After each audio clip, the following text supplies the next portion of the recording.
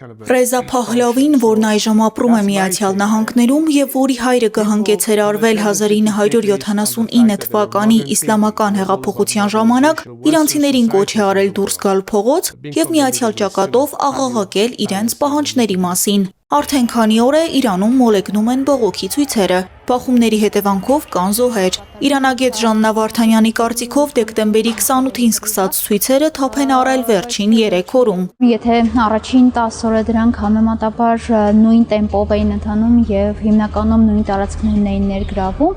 ապա վերջին 3 օրը ընդլայնվել է ցույցերի աշխարհագրությունը եւ դարձել է նաեւ ավելի մարդաշատ ու մասշտաբային։ Ժաննա Վարդանյանի խոսքով ռեկորդային են եղել հունվարի 8-ի ցույցերը, որոնք ընդգրկել են Իրանի բոլոր նահանգները։ Եղել են անկարգություններ, իրավապահների վրա հարձակումներ։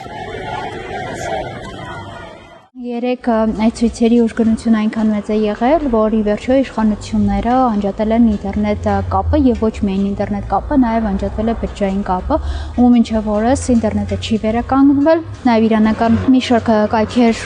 պետական կայքեր, լրատվական կայքեր շարունակում են անհասանելի լինել, ու այս առումով մենք այս պայդրությամբ շատ քիչ նոր ինֆորմացիա ունենք Իրանից։ Նրա խոսքով այդ ցույցերը վկայում են Իրանում հանրության տարբեր շերտերում դժգոհության մասին։ Իրանագետը ուշադրություն հրավիրեց, թեև ցույցերը սկսվել են ռեալի արժեզրկման պատճառով, բայց արդեն վերածվել են քաղաքական հակաիշխանական ակցիաների։ Շատերը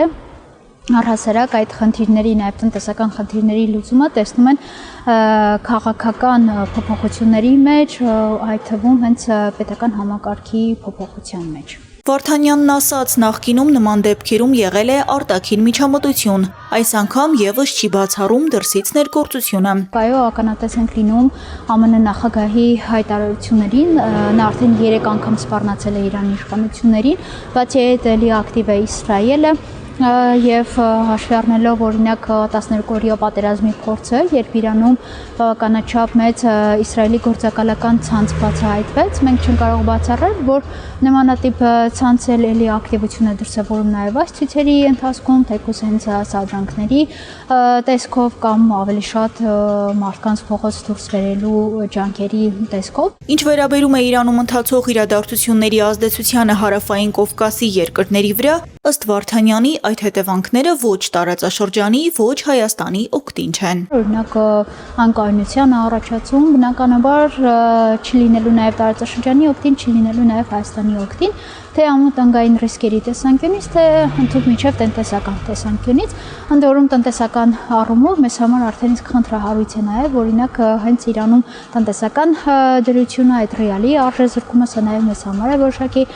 խնդիրներ ստեղծում Իրանի հետ մեր առևտրում։ Ժաննա Վարդանյանը հավաստիացրեց, որ Իրանում ցանկացած անկայունություն իր ազդեցությունն է ունենալու Հայաստանի վրա։ Բնականաբար հաշվի առնելով նաև, որ վերջին տարիներին այսպես Իրանը հանդես է եկել մշտապես Հայաստանի տարածքային ամբողջականության աջակցության օգտին եւ նաև ինչ որ առումով Ադրբեջանի գործողություններին զսպող այսպես ուժերից մեկն է եղել, այդ առումով եւս չեն կարող բացառել, որ իրավիճակը կարող է ոչ օգուտ մեզ ինչ-որ զարգացումներ ստանալ։ Նրա խոսքով հայ-ադրբեջանական հարաբերություններում զարգացումները միայն Իրանի գործոնով չպետք է պայմանավորել, քանի որ այստեղ հիմնական գործոնը ոչ թե Թեհրանն է, այլ Բաքուն։ Լիլիթ Աբրահամյան, Մանուել Ստեփանյան, Ռադար Արմենիա։